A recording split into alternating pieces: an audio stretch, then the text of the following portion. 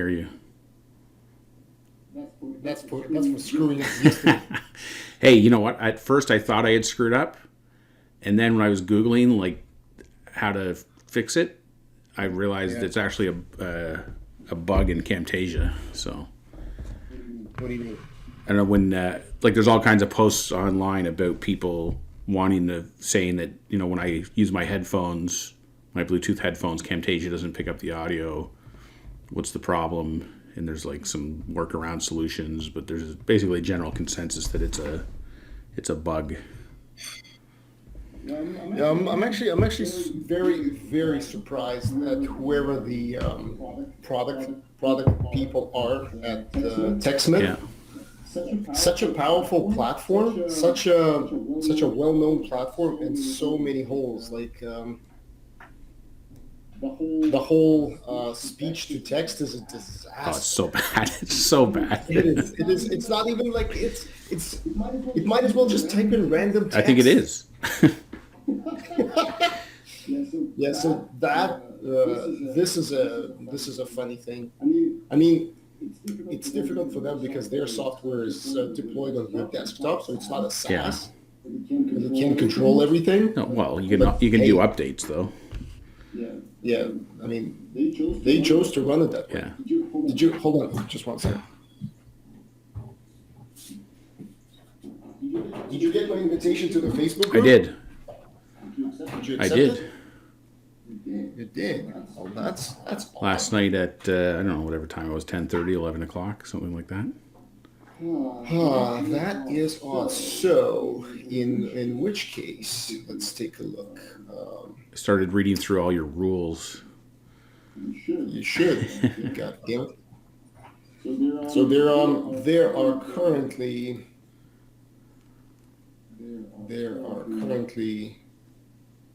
43 requests to get into the group, and how many people are in here?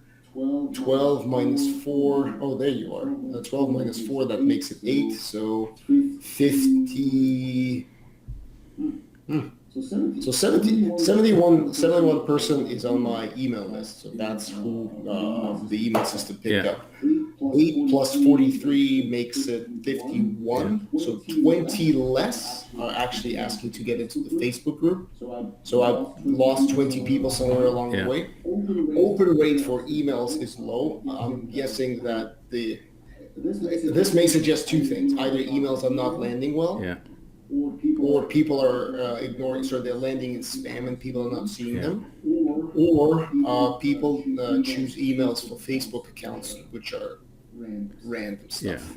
Well, I think too, like I don't use Google Mail, I use Outlook, but in Google Mail, like they have the different folders, like tabs, and you know, it's not spam in so much as but it doesn't land in your primary mailbox. It lands in the social mailbox or whatever it's called. But don't you check those as well? Yeah. Well, I don't use Google Mail, so everything just comes into Outlook into one inbox for me. Mm-hmm. But when I have gone on to Google Mail, I'm so accustomed to just looking in one place that I often forget to click on that other tab. So, anyway. It's weird. So I've just invited you to be the moderator of the group. Okay.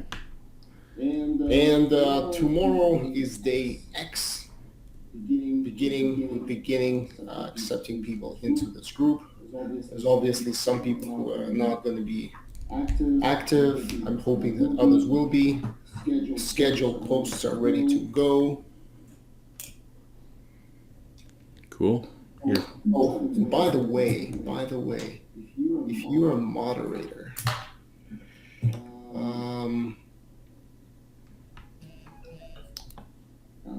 screw it. I was remembering something I'd watched from that Graham Cochran guy. I think I recommended the link to you, but he was basically talking about time management and like why would you start your day by looking at your email? You're just. Why wouldn't you start your day? No, why would you? His point is when you start looking at email, you start doing things that other people want you to do. Why would you do, like his premise was, why would you do that? Why would you start your day doing what other people want you to do. You should start your day when you're the freshest and the clearest of mind and the most productive, doing what you want to do. And I never thought of it up to that point. I never thought of it that way, but it's, it's true in a large sense. Like if you think about the Covey time management quadrants, urgency and importance, not urgent and important is where you want to spend most of your time.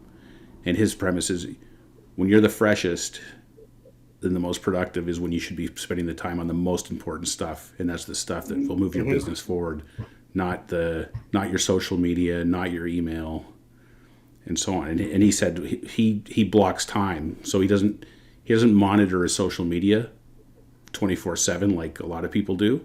Because it kills your productivity. You're chasing the ball. You just block time every day from 2 o'clock to 3 o'clock is my social media time. And he said, I think I don't know if he cited studies or whatever, but his assertion was that people don't really know that you're not, like they're getting a response, they're getting a notification, you're still getting the interaction with them. It doesn't have to be real-time interaction to accomplish your goal. So it was just a very interesting take on the whole thing.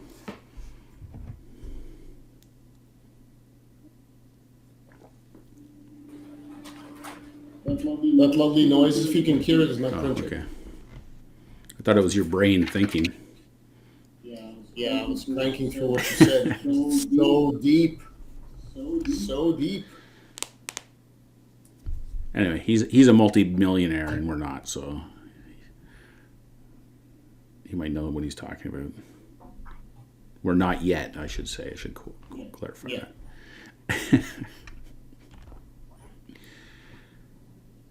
Oh man. Oh. It's good. You seem calm and I don't know. Are you in a good? I'm actually excited because I've listened through. So yesterday I started listening ahead after what's happening. I started writing my sales emails. I need to work on my sales page. My copy AI again expired on my second email account.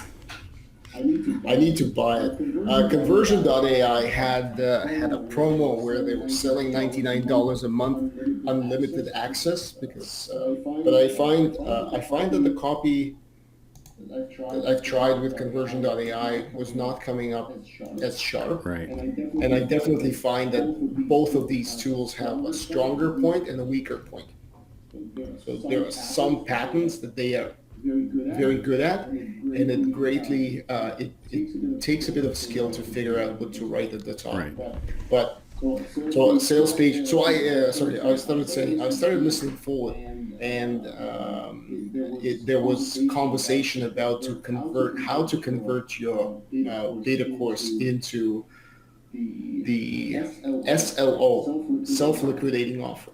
So in other words, you run Facebook ads to your sales page with your mini course set on autopilot and sell it for something ridiculously cheap at first, like $10 or maybe $20, and then you can go up to something like pretty much no more than $67, at least in their opinion. And then how that then translates into the whole, like that starts the funnel, and that offer should be paying for the ads. So in other words, you're not, if they buy the program or whatever your percentage conversion is, should be paying for the ads that you run. Right. And then the rest is gravy when you're trying to upsell them. And when you sell this little offer, you have a bump, obviously, maybe a downsell, and there's a lot of good stuff. There was talk about micro memberships. Or in other words, memberships to your site, whereby you're not doing anything special, but you're doing, let's say, every month you're doing office hours and you're doing a workshop session on something meaningful that's adjacent but doesn't compete with your signature program. In other words, to get people acclimatized. But then there's an angle to that as well, because workshops should be meaty enough that they themselves can be a mini program. Yeah. So because you're doing on Zoom and you're recording yourself, you can then transpose that into another mini course that you again start running. Yeah. What I find with So a lot of very good ideas, and not only ideas, but they're also very prescriptive in the way how to do this. It freaking makes sense. Like I was running ads on Google.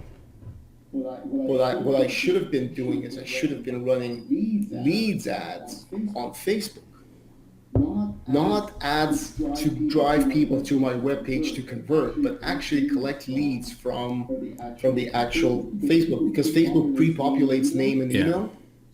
So this is how I've accumulated like 71 people right now. Yeah. Well, not 71, probably around 50, 60 or 50 people. So that grows your email list, and then you can continue going forward with that group of people. So we'll see. My goal coming out of this program is to sell 10 signature programs, which is crazy ambitious. That's more than 10% conversion. Let's make it happen. Well, I still struggle with the whole conversion math, because the better job you do attracting the right people into your niche, the higher your conversion should be, because whereas the wider you cast your net and the more tire kickers you're getting that aren't really interested in what you're doing, your percentage goes down. So it's, I don't know, it's tricky. The reverse math. To attract the right people will cost you a greater amount per lead than to attract tire kickers. Perhaps, Yeah, I'm not saying that's kind of negates one negates the other. And I know, I mean, I'm not discounting, like the numbers are the numbers, like standard conversion rates and things are real, but they're like any average, you're gonna have people at the higher end that get huge, like very high conversion rates because the program is so tuned in. And then at the low end, you get everyone else who's just, shooting at the stars and whatnot. Anyway, we'll see what happens. That's all you do is learn and adjust as you go. So, yeah, it's gonna be interesting to see how this plays out. And I mean, it all starts with one, right? Like, I've always, anything I've ever done, like I've always said, like if this resonates for one person, if like the press of a newsletter got canceled and then we reinstated, and I always thought like I used to read it, and when it got canceled, it upset me. So when I reinstated it, was like, yeah, I know it goes to 1,000 people, or I don't know, whatever it was, and only 50 people are reading it, but like that's 50 people. Like it's to me it's worth it. So it's and when you get one, then you get a testimonial, and then it takes what you're doing up a notch, and they start telling people. I don't know, it's a snowball starts this big and ends up this big, so it's good to get that going. Yeah, it's just breaking through that first one, and it's exciting to hear people who've done this talk about this. This is that's not a big deal. Yeah. Just do it. It's just like bam, boom, and done. And I listen to this like, no way. I've been at this for, and then I remember that I've been at this for 3 months versus people have started this in 2010. Well, even the Amy Porterfield thing, like she shows her graph, and she goes through probably 2 years of kind of modest growth, and all of a sudden it accelerates. And I've seen a lot of stories like that on the Kajabi Facebook group, where it's, I launched, I sold a few, then I sold 100, then I sold, and it goes from there. So anyway, I had my coaching experience yesterday. Oh yeah, do tell. Well, it was. I mean, it's like being in therapy.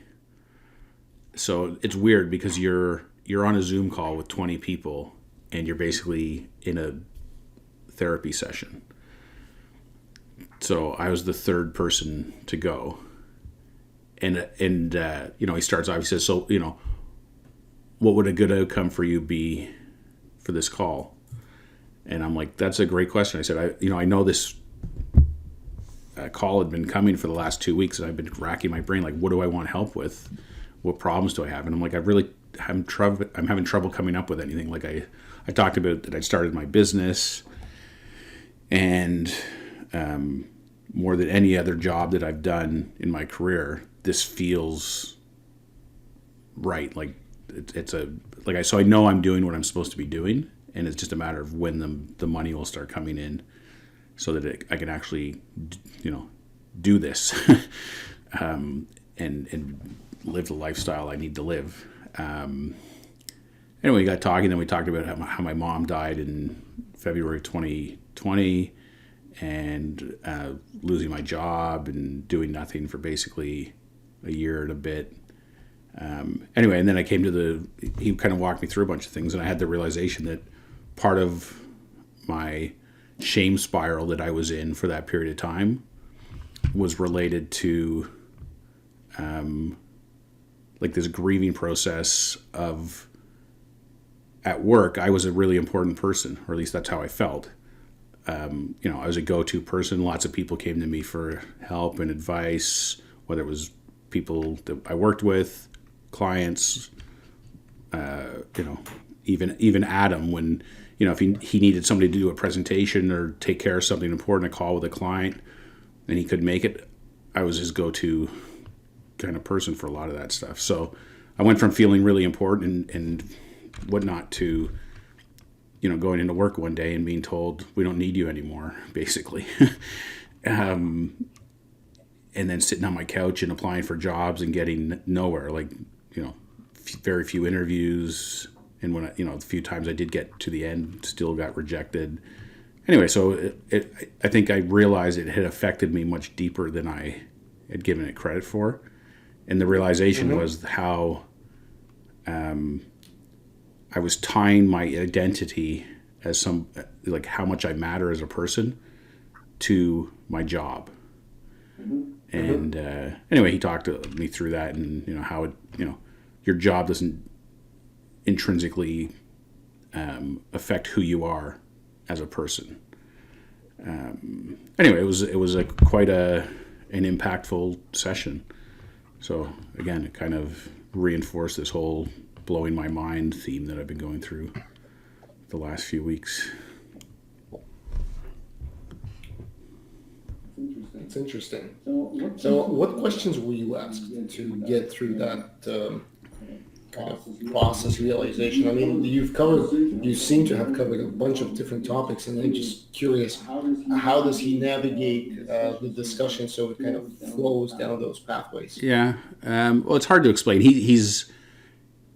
gives an analogy in his course of, as a child, he has this vivid memory of sitting in the back seat of his dad's blue Volkswagen and watching his father drive, and watching him change gears, and he's using different pedals. It's a standard shift car and signaling, and as a child, you're sitting there going, like, how is this person driving? Like, it seems so complicated, and there's so many things going on. But and I think we've all had that experience. I'm going through it right now with my daughter. She's just learning to drive, and she's had that very vivid experience when we're driving around the neighborhood, and it's like you get to a stop sign that normally there's no traffic, and all of a sudden there's like 3 cars and 2 pedestrians and a person on a bicycle, and she's like freaking out, going like, oh my God, I've never been in this scenario. What do I do? Anyway, the point of the story is that the analogy is to his coaching style. It's like when you watch this guy coach people, it's like you're that little kid watching somebody do your drive. Like, how the fuck is this guy doing all this? Like, it's amazing.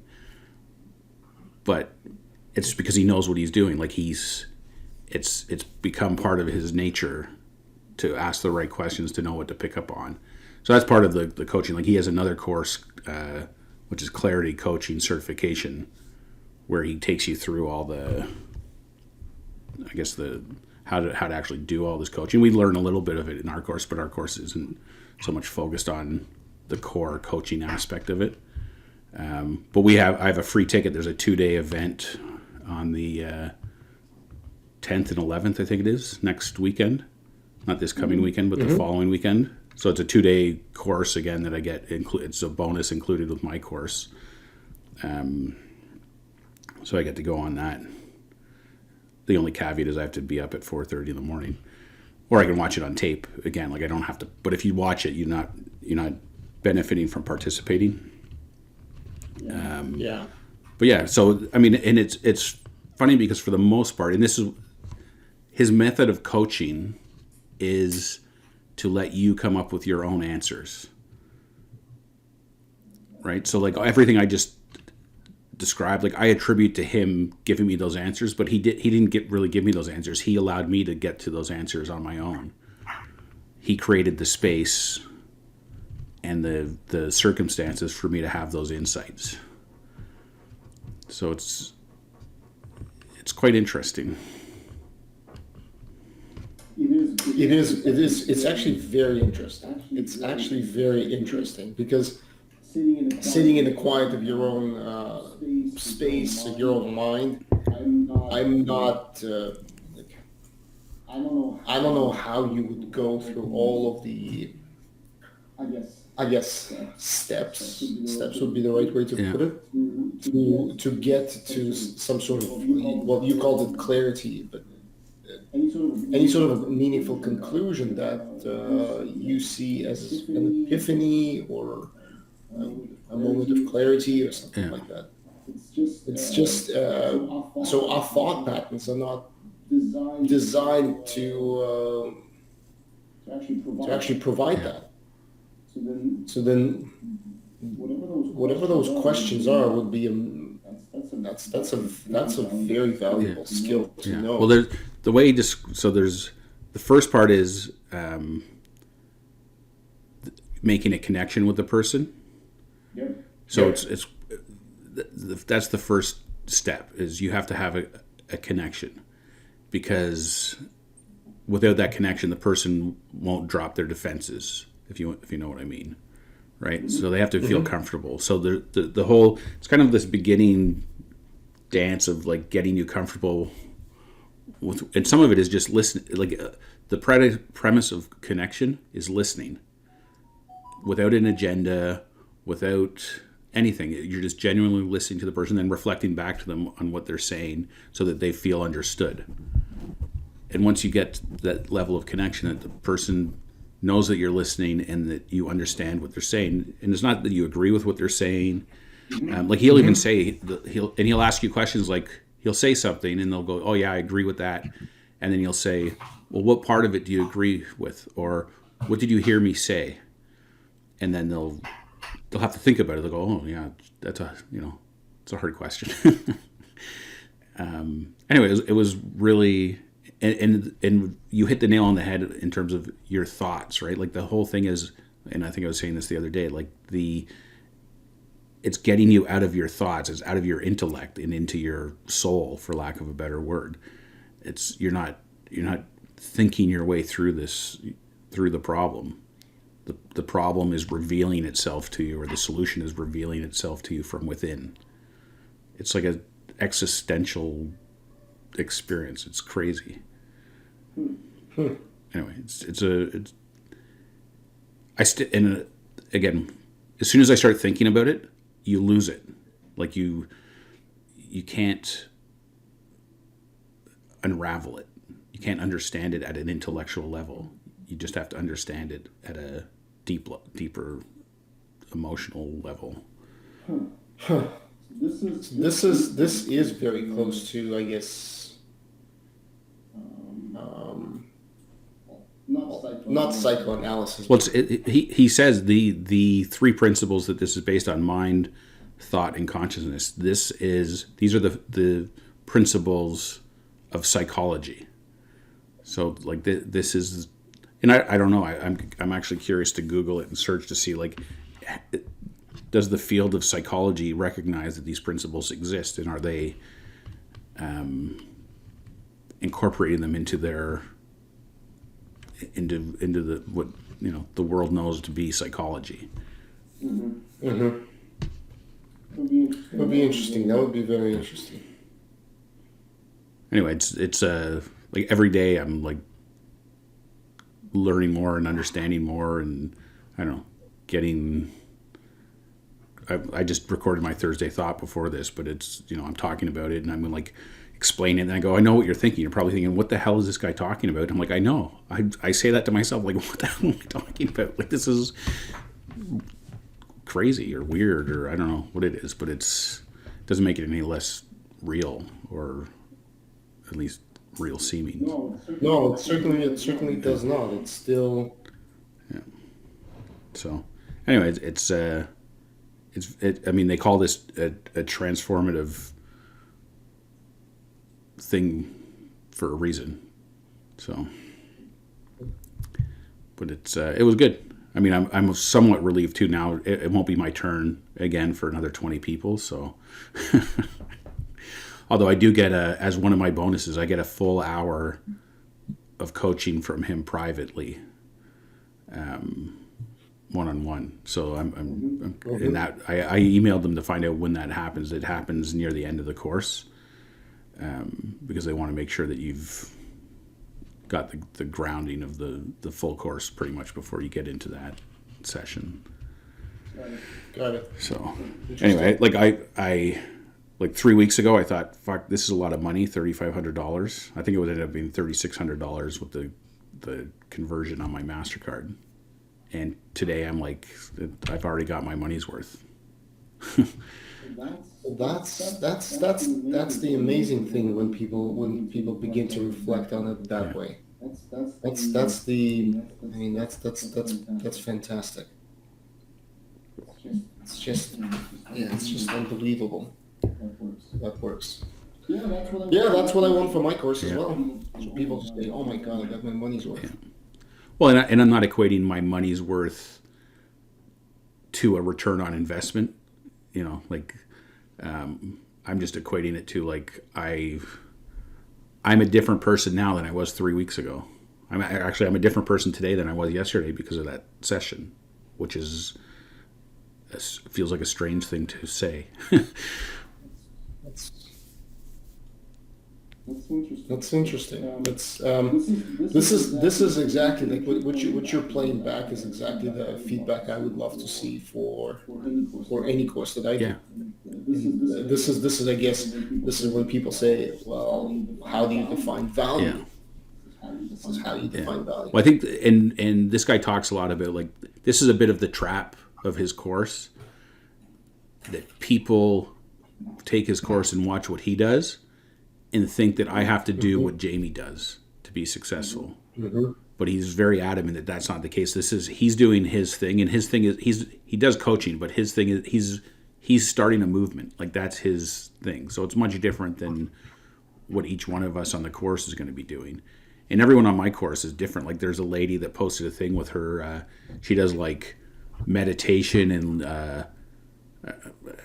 I don't know, I forget what it was called, but it was like she's got these bowls and they make sounds, or I don't know, lights and sounds and all this kind of, what I would have previously called hippie shit. So that's her niche, that's her angle. It's all this spiritual kind of kumbaya stuff. And then there's another guy who he has, his background is in prison management and as a care worker and stuff. So he's got his niche kind of thing. Another guy, he's worked with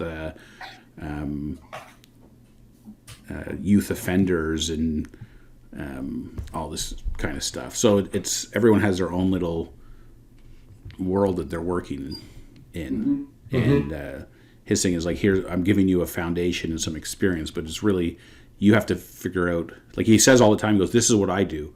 I'm not saying you have to do it this way. This is the way that works for me. If you have to figure out what way works for you. Mm-hmm. But yeah, like to your point, like, I mean, this is a a course creator's dream is to have this kind of an impact on somebody.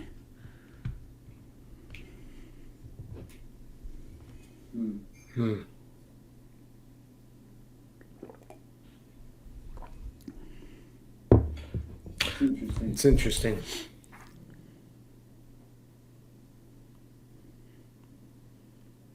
I'm thinking about the fact that if people who are creating courses really do care about the audience, why was I always and still am to a certain degree so very skeptical about people trying to sell me something? Yeah. This is the dilemma, because both you and I are talking about the fact that we would love to deliver. We want to. Our sole objective is to deliver value, to make sure that people can enhance their lives, their businesses, whatever it is that they want to do. And how do you come across on the other side that people believe that? Well, that's the what he calls the trusted advisor role, right? People have to know you, like you, and trust you.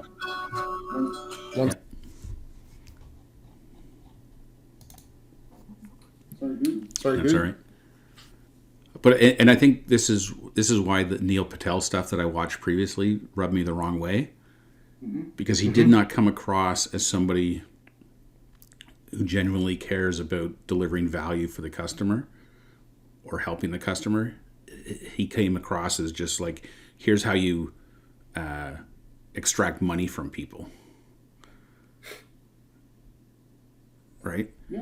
Yeah, I can definitely see that. It just seemed greasy and insincere to me. So I think that's where, like, quite frankly, like, all the content, including these calls and stuff that we're posting, it's about your authenticity. And this is why, like, I did my thing today, and I watched it back, and I'm like, yeah, my energy level isn't off the charts and stuff. But you know what? This is like, that's who I am. So that's what the world's going to get. It's authentic. It's real. And I'm just going to keep pumping out stuff that's real, and some people it won't resonate for, and other people it will. And eventually it'll get to where it needs to be.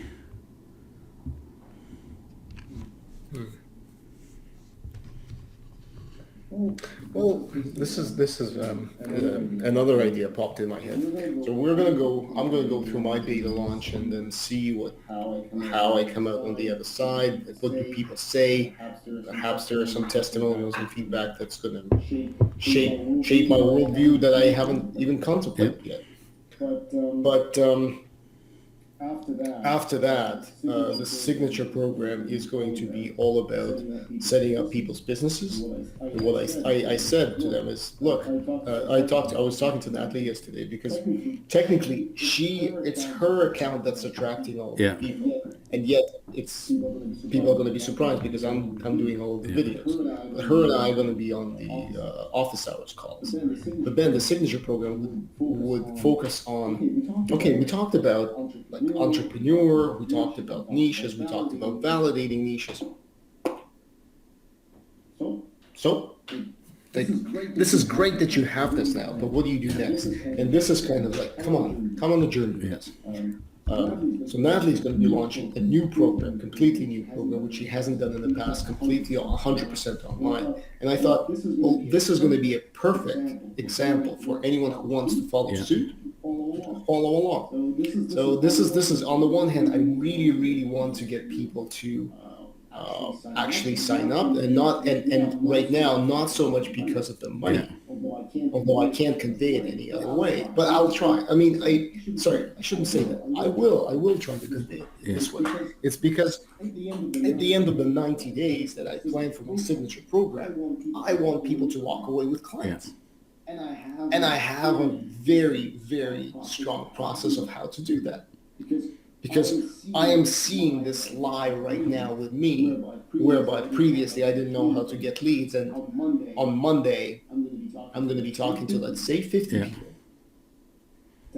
Ta-da! Exactly. Done. Exactly. And and it's possible. And so that translates into almost killing two birds with one stone. I have the signature program, and Natalie gets her program up and running. Because she's a great example of how overwhelmed. So she's not like you and I, completely opposite. When she's faced with a technical obstacle, she just doesn't want to touch it. It's not that she gives up. It's just like, I don't understand what's happening here, and I don't have the motivation to figure it out. Which is a foreign trait to me, because for me it's like, oh my god, I need to figure this out. This is a challenge. It's like solving a puzzle. Yeah. But then you read about people freaking out about assembling IKEA furniture, and that's foreign to me. Yeah. Because I've never had problems assembling IKEA furniture. There's the how much simpler can it be? just follow it. I mean, by the end of it, I mean, I don't even need the manual. I know this goes here, this. But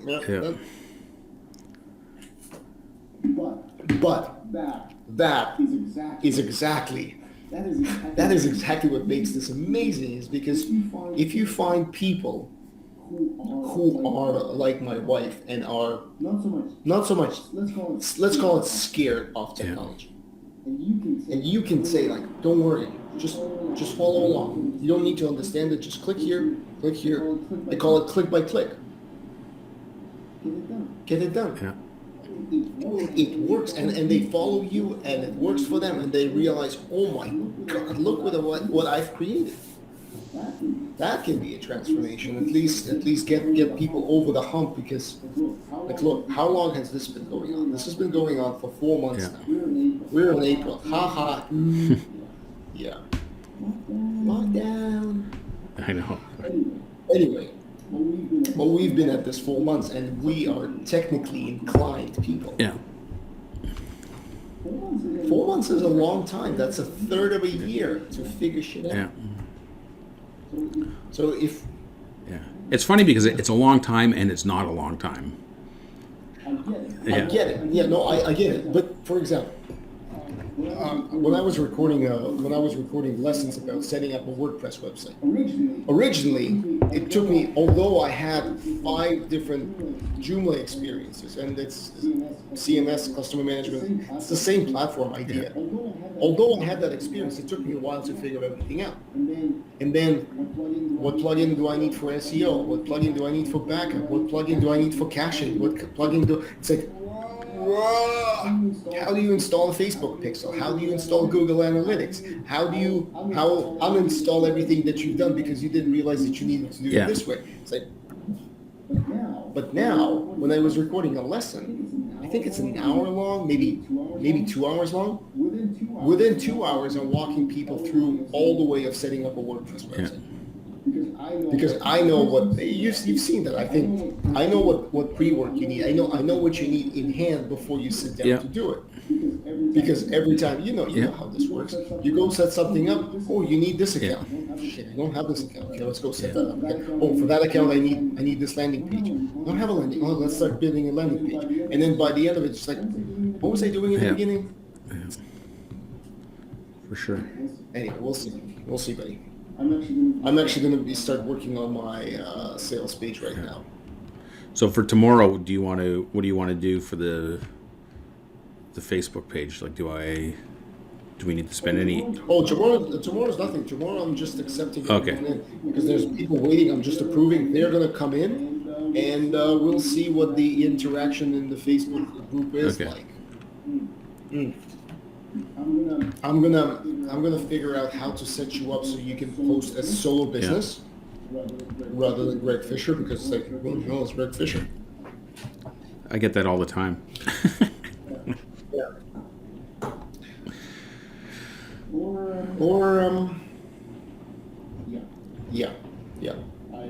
I need to figure that out. It's not difficult. It's just navigating through Facebook menus. And then we'll see what transpires, because there's a couple of posts there. I'm gonna send an announcement that people check their emails, because many people have not, and they need to realize that they should. Yeah, and off we go. And I told you about the fact that I re-platformed all of my videos, right? Yep. So now it comes with an added benefit. Let me see if I can quickly show you, because I think we're running out of steam. Check this out. Share my screen, present now.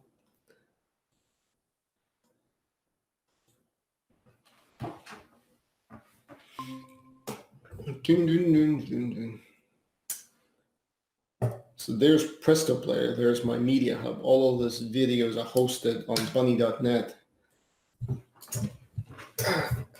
What would Vadim be if he didn't deviate from what he promised to show and go right into something that was completely different?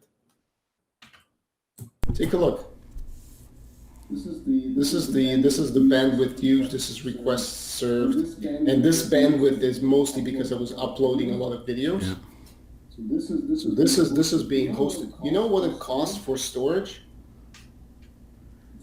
It's like 0.03, so 3/100ths of a cent.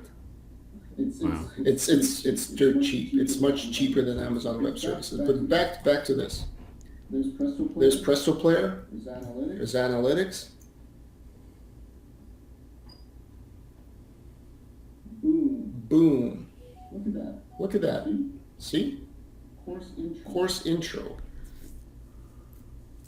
Number of unique views. You can go into details as to when people was watching. Here's the video preview. Audience retention, all of that stuff. Wow. And I just posted them 2 days ago, because Natalie also, when she was going through the video, she pointed the same thing that you said. She's like, what's all of these like related videos? Like when the video stops, why does you have like YouTube all over the place? So I switched it all up. Presto Player costs $2.99 one-time deal, 10% off. But this all of a sudden solved my problem of knowing how people are going through the course. Because if they watch it, I know they watched it, and I know exactly. So these are all the lessons. So it was pretty damn amazing, and I have that same sticky window when you're watching a video and then you scroll down the page, and it puts the window like at the bottom. I can put it anywhere I want. I can have rounded corners. I can build in chapters right in the video. It's like hover bubbles. That's cool. It's pretty. It's very powerful. I can use color combinations. I can put my logo on it, and it uses a CDN, so it hosts my videos both in New York and in Europe somewhere. So it serves them up from wherever it's best. Oh, and it also has the functionality of if you leave the page and come back to it, it starts from the spot Then you that you left. That's cool. Yeah, take a look at this. This is right. I'm logged in. Remember I talked to you about Termly? About which? Once all of the client and money starts coming in, look at this. This is powered by Termly. This is so my privacy. So when you accept this, and if you want to read my privacy policy is, well, I'm not paying for it, but theoretically it's going to be dynamic. Check this out. I'm only seeing your homepage. Are you seeing privacy policy now? No, I'm seeing the Holistic Nutritionist Guide to Online Practice. What about now? No. Let me Oh. Sorry. Yeah, because I shared a window and I opened another incognito window. That's why you're not seeing it. Anyway, there was a pop-up, like a dynamic pop-up accept my terms. Look at this. Have you ever read a privacy policy? Yeah, multiple times. I did. I had to do at RBC Ventures. I had to do an analysis of terms and conditions in privacy policies, and I did a comparison between Google, Facebook, and Amazon. I almost died. But they all have the same sections. Most of the stuff is similar. The most interesting things in a privacy policy is how they're collecting, how they're using, and who they're sharing it with. Those are the sections that are most important. It's because if you're most of the times we click on a privacy policy and we accept it. But if you see a big company saying openly in the privacy policy, look at this document, like, holy crap, this is fantastic. I only asked the question because I've never read I've read the start of a privacy policy, but I've never actually read anyone's full privacy policy. Yeah, it's no one does except for lawyers and people who deal with data management. It's a terrible thing. Sorry, it's not a terrible. It's a terrible thing that we don't read it and we don't understand what we're actually signing off on. No, I know. And yet we have legally signed off on it. But there's when there's things, it's like, do you agree with these terms and conditions? Like, well, I don't actually agree with them. And then they go, okay, well, then you can't use our stuff. And then you're like, but I want to use your stuff, so okay, I'll agree. So it's not like, it's a choice, but it's not a really practical choice because, anyway. No, it's not. It really is not. All right. Okay, buddy. This is going on 45 minutes. It's going to be one mess. This is going to be our number one episode. If you screw up audio once again, I'm going to come over. No, I think I got it figured out. I just hope it doesn't desynchronize again for whatever reason. That synchronization is kind of... I don't know if you noticed, but it's Blue Jays opening day today. Actually, I messed up because I had a whole background here that I was supposed to be using. Oh wow. Yeah, you won't see that many people in that stadium for a long Well, you won't see time. anybody. They're playing their home games in Florida right now. So, but there will be fans in the stands again. I was watching some tennis last night, and there was some fans. So that was in Miami Open. If I had a way of moving to the States, I would be in Texas right now. If I had a way of moving and staying there, I would move to Texas. Well, you can get in. You just have to come in through Mexico. No, but you can't legally stay over 6 months. That's the problem. If you come through Mexico, you can. You can stay forever, and they'll pay for your health care and your education and the whole rest of it. But that's a whole nother discussion. Yeah, I don't know.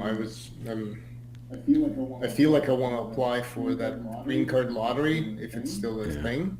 A friend of my sister's, they've been living in LA, and the type of visa they've been on is such that they could stay there, but as soon as they leave, they can't get back in. And her mother lives in London, and she's got cancer, and she's dying basically. So they finally decided to come back to spend the rest of her days with her. So they basically have had to move back, and they can't go back to LA because of their visa situation. That's terrible. Sorry, that's unfortunate. Very unfortunate. So, the wonderful world of politics. Anyway, yeah. All right, my friend. We'll see you tomorrow. All right, take care. Bye-bye. Bye.